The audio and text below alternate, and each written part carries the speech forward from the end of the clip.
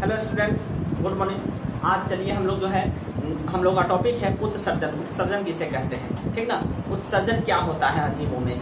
तो उत्सर्जन का मतलब है कि शरीर से अपशिष्ट पदार्थों का निष्कासन, ठीक ना। जीवों के शरीर में ठीक ना उपापचयी क्रियाओं के फलस्वरूप कुछ ऐसे पदार्थों का निर्माण होता है जो हमारे शरीर के लिए हानिकारक होते हैं, पॉइजनस होते हैं, अनुपयोगी होते हैं। तो उन पदार्थों को समय समय पे हमारे शरीर से बाहर निकाल देना चाहिए। तो वही जो है आपको उत्सर्जन कहलाता है, ठीक ना। तो चलिए इसको हम लोग जो है आज लिख दिया है उत्सर्जन। पहले परिभाषा समझिए। जीवों के शरीर में उपापचयी क्रियाओं के फलस्वरूप उत्पन्न अपशिष्ट पदार्थों का निष्कासन क्या कहलाता है? उत्सर्जन कहलाता है। समझ में? अपशिष्ट पदार्थों का निष्कासन क्या कहलाता है? उत्सर्जन कहलाता है। अब देखिए, अपशिष्ट पदार्थों का निष्कासन उत्सर्जन कहलाता है। तो उत्सर्जित पदार्थ है क्या हमारे शरीर में? तो हमारे शरीर में जो उत्सर्जित पदार्थ है वह क्या होता है? जीवों के शरीर में उपापचयी क्रियाओं के फलस्वरूप उत्पन्न हानिकारक एवं अनुपयोगी पदार्थ क्या कहलाते हैं? अपशिष्ट पदार्थ कहलाते हैं। यानी हमारे शरीर में कुछ हानिकारक पदार्थ है, वो है क्या? तो देखिए, प्रमुख उत्सर्जित पदार्थ CO2 होता है। क्या होता है? CO2 होता है, वाष्प होता है, बलगम होता है, आपको अमोनिया होता है, यूरिया होता है और यूरिक अम्ल होता है, ठीक ना। ये हमारे शरीर में अनुपयोगी और हानिकारक पदार्थ हैं। तो इन पदार्थों को शरीर से निकालना जरूरी है। तो इसको निकालते कैसे हैं? कौन कौन सा अंग है जो इसमें मदद करता है? तो चलिए, जो अंग उत्सर्जन में भाग लेता है उन अंगों को हम कहते हैं उत्सर्जन तंत्र। तो चलिए आगे हम लोग जो है उत्सर्जन तंत्र समझते हैं। इसको पहले नोट कर लीजिए।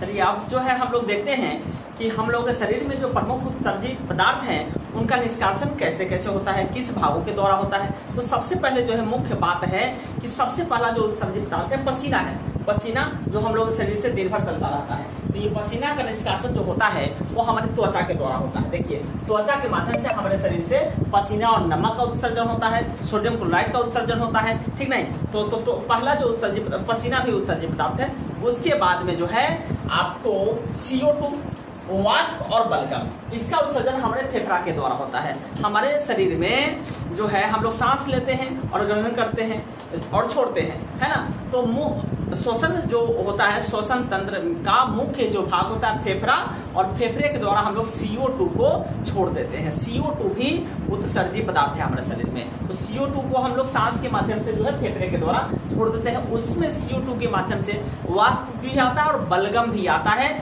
जो हमारे फेफड़े के वायु नलिका के पास जो गंदगी जो जमा होता है, जिससे हमारे मतलब कि फेफड़ा के माध्यम से वाष्प बलगम का भी निष्कासन होता है। बलगम माने जो हम लोग खखार जो कहते हैं वो बलगम होता है, ठीक ना। आगे देखिए, बड़ी आंत के द्वारा क्या होता है? तो हम लोग पाचन तंत्र में बहुत अच्छा से पढ़े हुए हैं। बड़ी आंत, छोटी आंत। अगर आप लोग जो है पाचन तंत्र, पूरा पाचन सिस्टम आप अगर नहीं आप लोगों को समझ में आता हो, जिनको भी नहीं समझ में आता होगा, वो पाचन तंत्र का जो है आप जो है वीडियो देखिए, आप लोगों को जरूर समझ में आएगा। आगे उसमें हम बताए हुए हैं कि बड़ी आंत के द्वारा जो अपचा भोजन होता है छोटी आंत से बड़ी आंत में आती है, और बड़ी आंत से आपको जो है रेक्टम के माध्यम से हमारे शरीर से उसका निष्कासन हो जाता है। तो अनपचा भोजन का निष्कासन कैसे होता है? तो बड़ी आंत के माध्यम से होता है।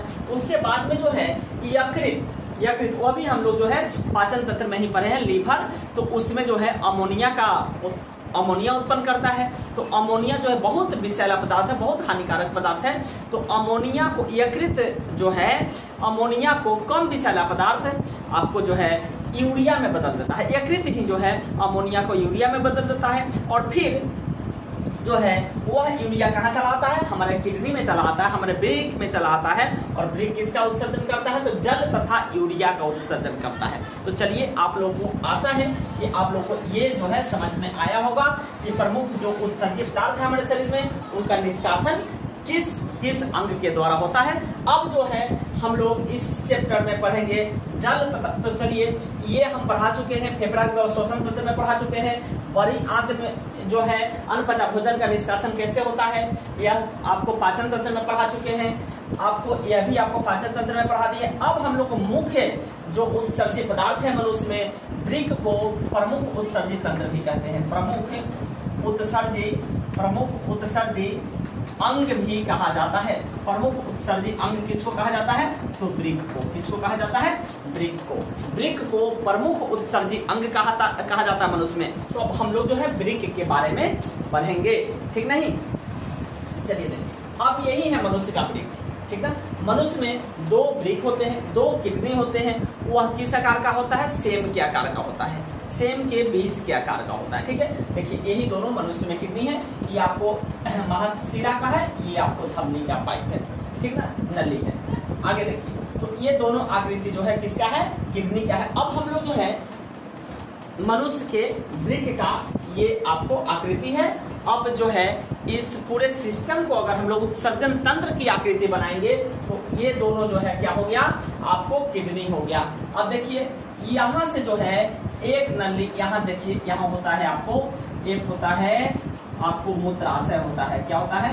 तो मूत्राशय होता है यहाँ, ठीक है, मूत्राशय होता है, ठीक है।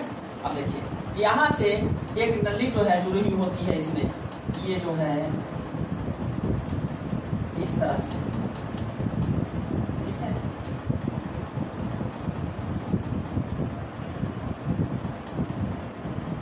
ठीक है, चलिए तो अब देखिए यह जो है मनुष्य में उत्सर्जन तंत्र का आकृति है। तो मनुष्य में उत्सर्जन तंत्र कौन कौन है? प्रमुख उत्सर्जन तंत्र अभी बताते हैं। यह देखिए इसका नाम है किडनी, यह हो गया आपको वृक्क हो गया, और यह जो है यह आपको क्या है? तो वृक्क है। यह आपको क्या है? तो वृक्क है।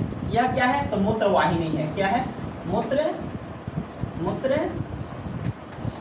वाहिनी है, मूत्र वाहिनी है, ठीक है। यह भी मूत्र वाहिनी है। यह क्या है? तो मूत्राशय है। क्या है? मूत्राशय है। और यह क्या है? तो आपको जो है यह मूत्र मार्ग है। क्या है? तो आपको जो है मूत्र मार्ग है। यह क्या है? मूत्र मार्ग है। तो ना भाई हमारा नीचे कर दिया बेटा, ठीक है। करा करा करा और देखा और बस आवो पढ़ के।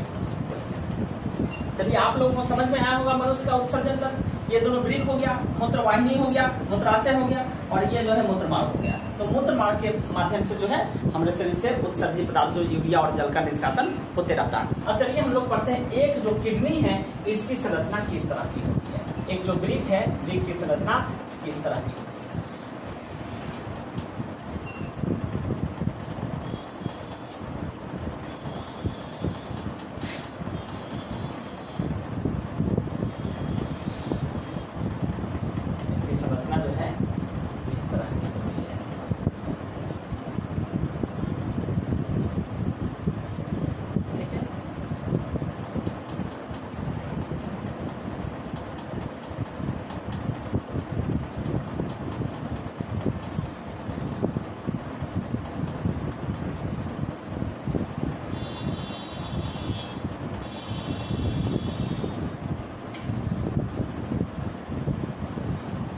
देखिए एक वृक्क की संरचना कुछ इसी प्रकार की होती है। तो इसका वृक्क का सबसे जो बाहरी भाग होता है वह कहलाता है कॉर्टेक्स। क्या कहलाता है? कॉर्टेक्स। बीच वाला भाग कहलाता है मेडुला। क्या कहलाता है? मेडुला। और ये जो प्रवेश द्वार है, जो ये जो इसमें जो जल और यूरिया जो प्रवेश करता है, तो इस प्रवेश द्वार को हम कहते हैं, क्या कहते हैं? रेनल हाइलन। क्या कहते हैं? रेनल हाइलन कहते हैं, ठीक है। क्या कहते हैं? रेनल हाइलन कहलाता है, ठीक ना। अब ये जो है सो वृक्क है, ये किसकी आकृति है? तो वृक्क की आकृति है। किसकी आकृति है? तो एक वृक्क की आकृति है। अब यह जो है कुछ इस तरह का होता है, इसमें अनेक जो है वृक्क नलिकाएं पाई जाती है। इसकी जो रचनात्मक और क्रियात्मक इकाई है, इसकी जो क्रियात्मक जो इकाई है, क्रियात्मक इकाई जो है वह कौन है? क्रियात्मक इकाई जो है वो है वृक्क नलिका। कौन है? वृक्क नलिका है। वृक्क नलिका या इसी का नाम है नेफ्रॉन। नेफ्रॉन है। क्या है? नेफ्रॉन है। इसकी जो क्रियात्मक इकाई है वो वृक्क, नलिका या फिर नेफ्रॉन होता है। तो अगले वीडियो में हम लोग जो है नेफ्रॉन के बारे में पढ़ेंगे। चलिए, आशा है आप लोगों को समझ में आया होगा। अगर समझ में आया होगा तो आप लोग जो है लाइक, शेयर और कमेंट जरूर करिएगा। हमारे चैनल पे यदि नए हो तो सब्सक्राइब भी कर लीजिएगा, ताकि अगला वीडियो जो है का नोटिफिकेशन आप लोगों को मिलता रहे। थैंक यू, धन्यवाद।